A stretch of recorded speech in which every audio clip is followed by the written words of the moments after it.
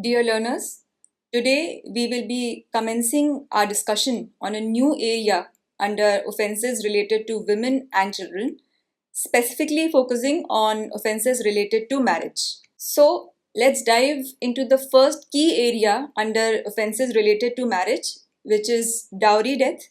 And this is covered under section 80 of the Bharatiya Nyaya Sanhita 2023. Earlier, this provision was provided under section 304B of Indian Penal Code 1860. What is interesting to note is that provision related to dowry death was earlier classified under offences affecting the human body in the Indian Penal Code. But now, as I mentioned earlier, it's been shifted to a more specific category under BNS, which is offences related to women and children, and more particularly under offences related to marriage. Before we start discussing the provision and essential ingredients of dowry death, let's first understand what constitutes dowry as per section 2 of the Dowry Prohibition Act 1961. Well, essentially, dowry refers to any property or valuable security that's given or promised to be given in connection with a marriage. This can be given by one party to the marriage to the other, or by the parents of either party, or even by someone else. And according to clause B of this section, the dower or meher, which applies to marriages governed by Muslim personal law, is an exception to dowry. What I mean to say that it is not considered dowry under section 2 of the Dowry Prohibition Act. It is an exception. Another significant point is that the Dowry Prohibition Act was enacted way back in 1961. But it wasn't until the Dowry Prohibition Amendment Act of 1986 that dowry death became a specific offence under the Indian Penal Code. First, let's read the section and then we will discuss the ingredients one by one.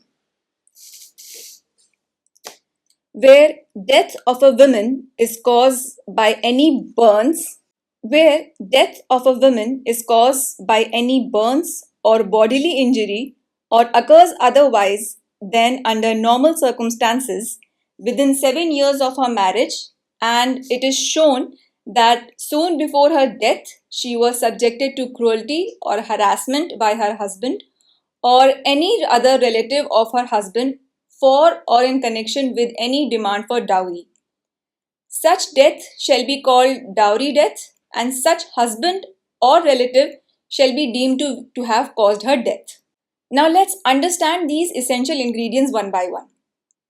First, where death of a woman is caused by any burns or bodily injury or occurs otherwise than under normal circumstances.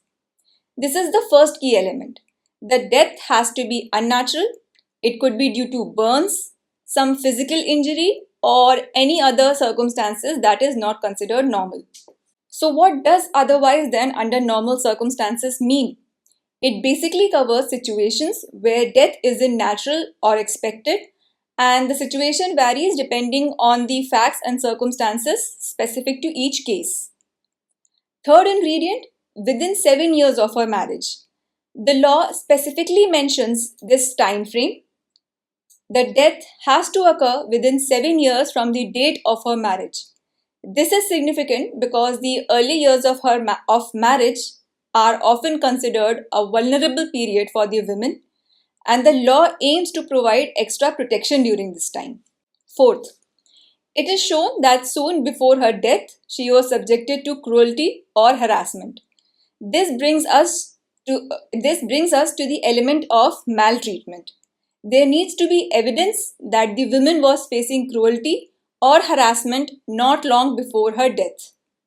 Soon before implies a proximity in time. The harassment shouldn't be too far removed from the actual death.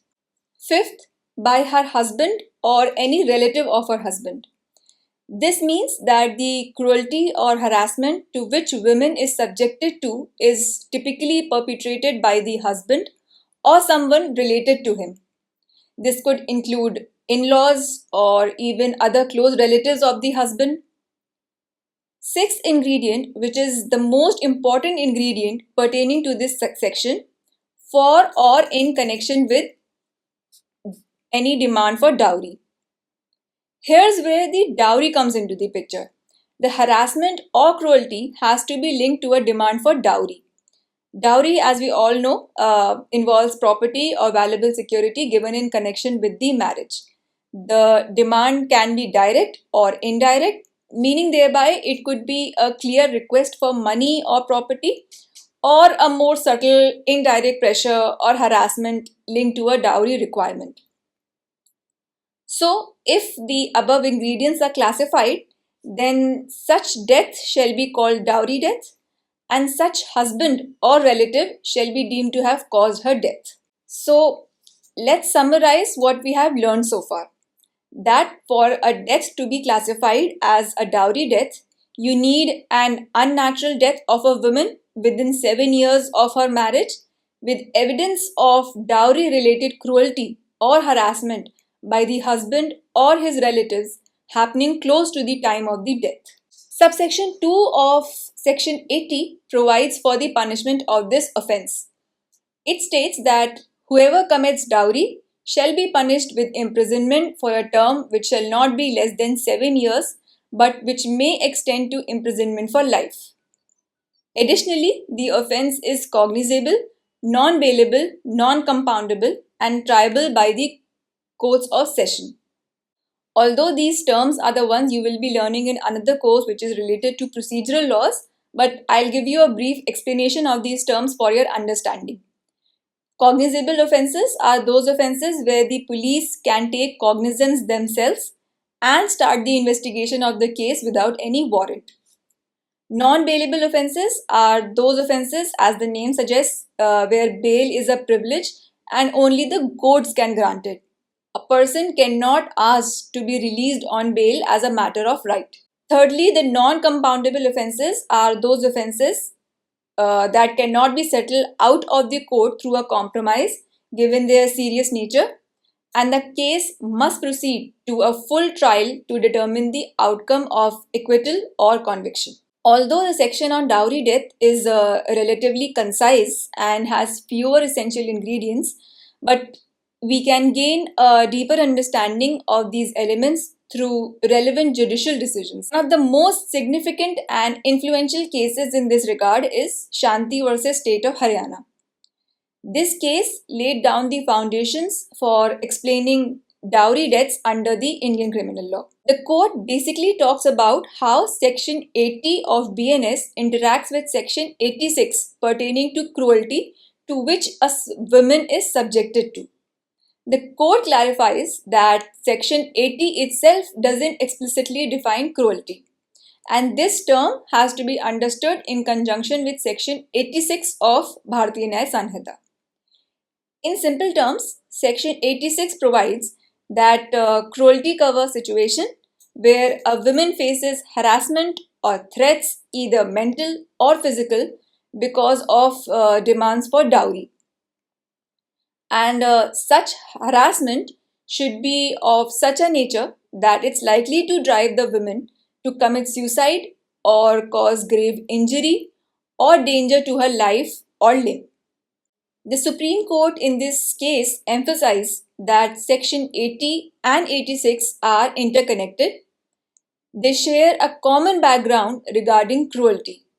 But Section 80 is specifically about dowry related deaths. To sum it up, the court clarified that meaning of cruelty in dowry death cases is informed by Section 86, and it must be linked to dowry demands that cause significant mental or physical distress to the women. The second case is Bachni Devi versus State of Haryana. In this particular matter, the Supreme Court was dealing with an appeal under Section 80. Let's just briefly discuss the key facts of this case. The marriage between the accused and the deceased took place, and roughly 3 months later, the accused started demanding a motorcycle from the deceased's father. Specifically, the bike was wanted for the accused business purposes. The father was, however, unable to meet his demand, and consequently, the accused, along with his mother, allegedly subjected the deceased to harassment, which ultimately led to her demise.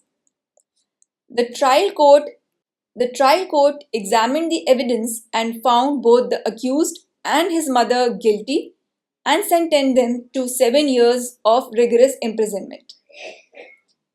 This conviction was subsequently upheld by the High Court, after which the Supreme Court This conviction was subsequently upheld by the High Court, after which the accused approached the Supreme Court.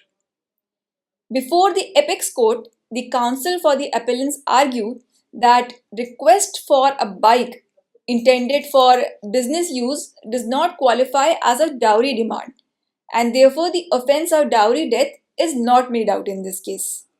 The Supreme Court, however, clarified the legal position. It held that a demand for any property or valuable security that has a nexus with the marriage constitutes a dowry demand. The court emphasized that the underlying reason or motive behind such a demand is immaterial for this legal characterization. Consequently, if harassment linked to this demand drives the women to commit suicide, it amounts to dowry death and the accused can be convicted under Section 80. The third case we will discuss is Hira Lal versus State.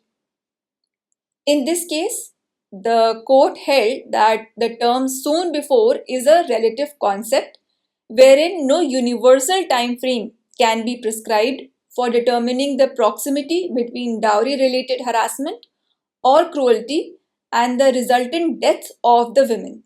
In this case, the court held that the term soon before is a relative concept, wherein no universal time frame can be prescribed for determining the proximity between dowry related harassment or cruelty and the resultant death of the women.